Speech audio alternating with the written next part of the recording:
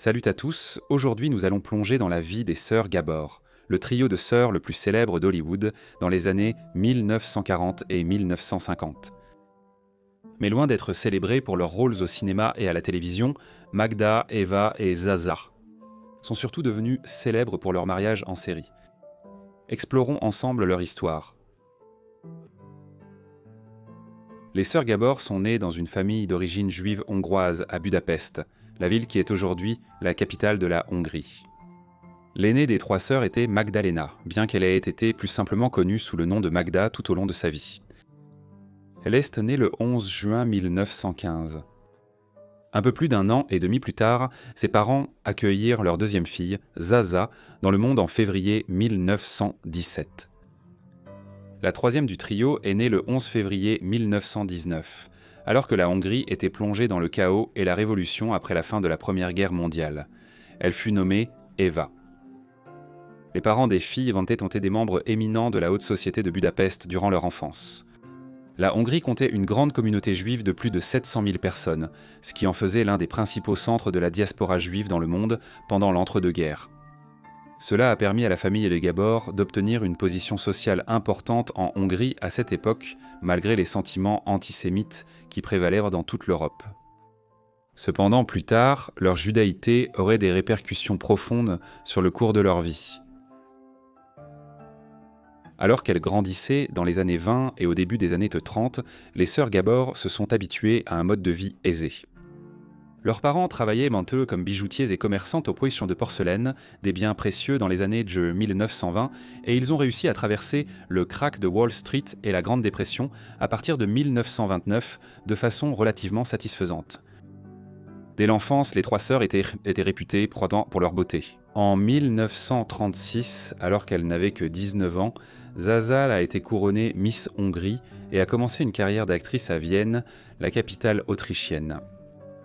Pendant ce temps, la plus jeune des trois femmes, Eva, a épousé un médecin suédois du nom d'Eric Dreamer et ils ont émigré aux États-Unis peu de temps après. Cela a constitué un lien crucial avec l'Amérique qui allait influencer la vie d'Eva et de ses sœurs et les conduire à la célébrité comme à l'infamie. Eva fut finalement rejointe aux États-Unis par ses sœurs à cause des événements en Europe. En septembre 1939, la guerre a englouti le continent lorsque l'Allemagne nazie a envahi la Pologne. Le parti nazi a d'abord cherché à transformer les Juifs des territoires sans qu'ils contrôlaient en citoyens de seconde zone en introduisant des lois qui limitaient sévèrement leurs droits. Mais les choses ont rapidement empiré. Malgré son alliance avec l'Allemagne durant la guerre, la Hongrie a réussi à éviter une persécution excessive de sa grande communauté juive pendant une bonne partie du conflit. Pourtant, au printemps de 1944, les Allemands ont occupé la Hongrie et ont lancé une politique intense de meurtres de masse qui allait finalement conduire à la mort de plus de 500 000 Juifs du pays. Les Gabor ont fui leur pays natal en réponse à cette politique croissante d'extermination raciale, se rendant d'abord au Portugal et au Brésil, puis embarquant vers les États-Unis pour rejoindre Eva. En Amérique chélante, les trois sœurs sont rapidement devenues parmi les principales actrices et figures mondaines des années 1940 et 1950, la soi-disant âge d'or d'Hollywood. Parmi les trois sœurs, Magda a connu le moins de succès à l'écran.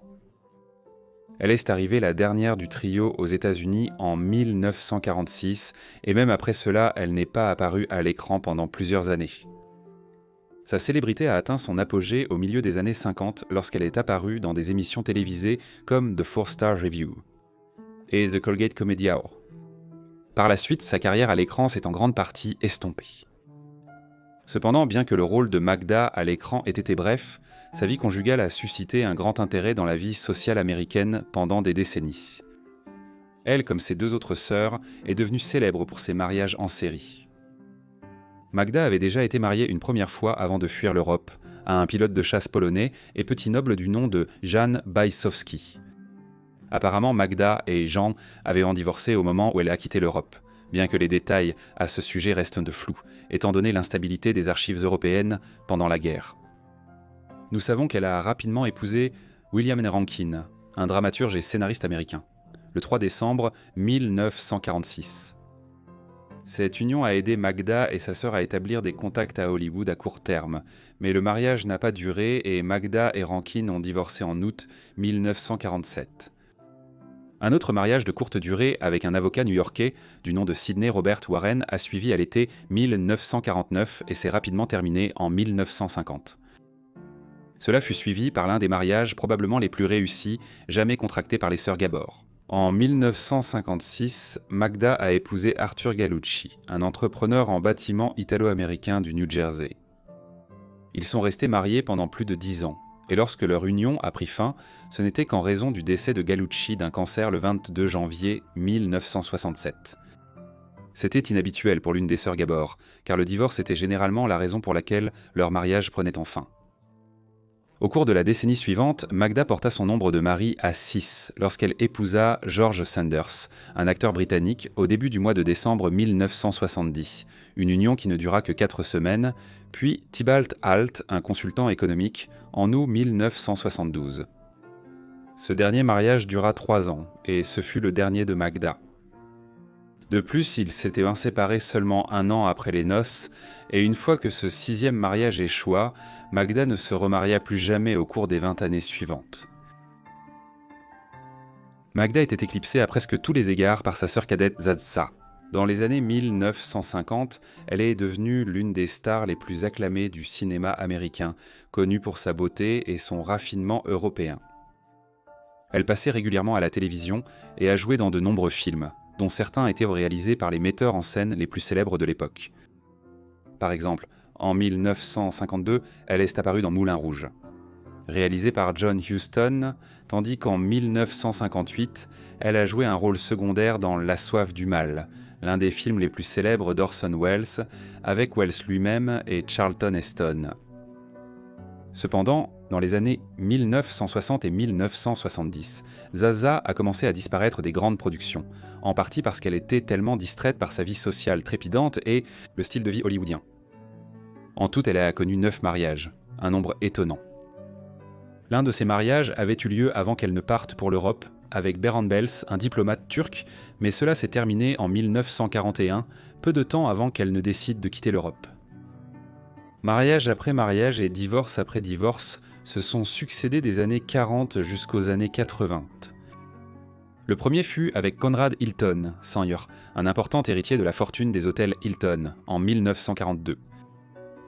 Cela dura jusqu'en 1947, après quoi elle épousa George Sanders, un acteur britannique. Ce dernier mariage dura jusqu'en 1954, mais il était particulièrement curieux du fait que Sanders épousera plus tard la sœur aînée de Zaza, Magda, en 1970, pour une période de seulement quelques semaines. La forte consommation d'alcool de Magda et Sanders en est peut-être la cause. Zaza s'est remarié plusieurs fois, souvent pour de courtes périodes. Par exemple, ses unions avec Joshua Cosden Jr. et Jack Ryan, respectivement en 1966 et 1975, ont duré en moyenne environ 1 an, tandis que celle avec Felipe de Alba, un acteur mexicain, en 1983 a été déclarée invalide car elle était encore légalement mariée à Michael O'Hara, un acteur irlando-américain qu'elle avait épousé en 1976, juste quelques semaines après avoir divorcé de Ryan. Finalement, Zaza a fini par avoir une relation durable lorsqu'elle a épousé Frédéric Prince von Anhalt, un homme d'affaires germano-américain qui avait près de 30 ans de moins qu'elle en 1986. Cette union allait durer des décennies jusqu'à la mort de Zaza. Pour ne pas être en reste par rapport à ses sœurs aînées, Eva Gabor s'est mariée presque autant de fois que Magda. Son premier mariage avec le médecin suédois Eric Dreamer s'est effondré au début des années 40, après leur immigration en Amérique. Par la suite, l'épouse Oswald, elle a épousé Charles Isaac, un courtier en investissement américain, en 1943, une union qui a duré jusqu'en 1949. Cependant, son troisième mariage avec un chirurgien esthétique nommé John Albert Williams en 1956 a duré moins de 12 mois.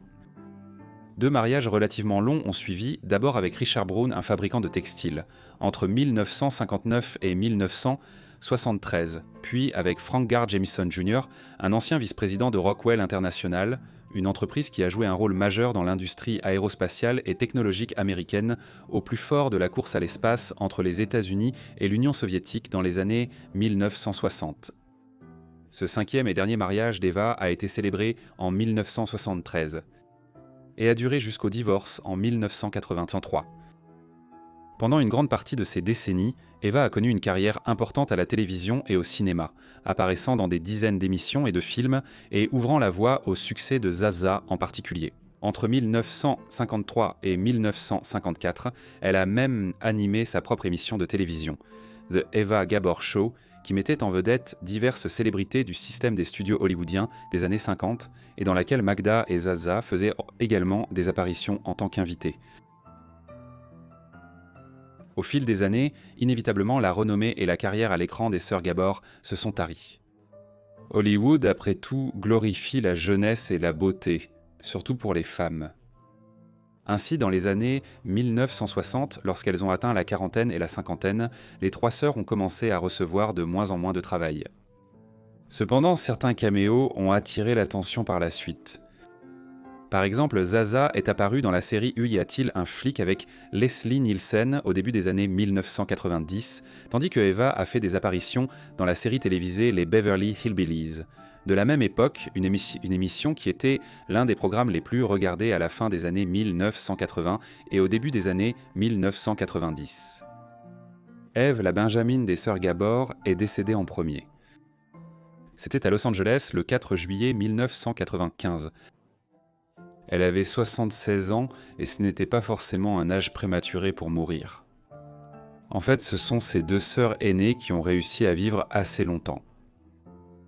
Magda est décédée à l'été 1997 à l'âge de 81 ans, tandis que Zaza, la plus célèbre des trois sœurs, a vécu jusqu'à l'âge avancé de 99 ans, mourant à Los Angeles le 18 décembre 2016. Bien que les trois sœurs Gabor se soient mariées 20 fois à elles trois, leurs nombreuses relations n'ont donné naissance qu'à un seul enfant. Le 10 mars 1947, Zaza a donné naissance à une fille du nom de Francesca. Le père était le deuxième mari de Zaza, Conrad Hilton. Néanmoins, dans les années 90, il a été affirmé que la grossesse était le résultat de Conrad, qui s'était imposé à Zaza. Le couple était sur le point de divorcer. Néanmoins, les preuves restent floues. Ce qui est clair cependant, c'est que Francesca est décédée avant sa mère, mourant à 67 ans d'une attaque cérébrale massive. Zaza était frappé de démence à l'époque et n'a jamais été informé de la mort de sa fille. Ainsi disparut la dynastie Gabor de la vie américaine, une famille autrefois haute en couleur et quelque peu tragique. Merci d'avoir regardé cette vidéo sur les trois sœurs Gabor en espérant qu'elle vous a plu. Dites-moi ce que vous avez pensé de leur vie dans les commentaires ci-dessous, et si vous avez d'autres suggestions, laissez-les aussi dans les commentaires. J'espère que vous êtes abonnés et avez activé les notifications pour recevoir mes nouvelles vidéos.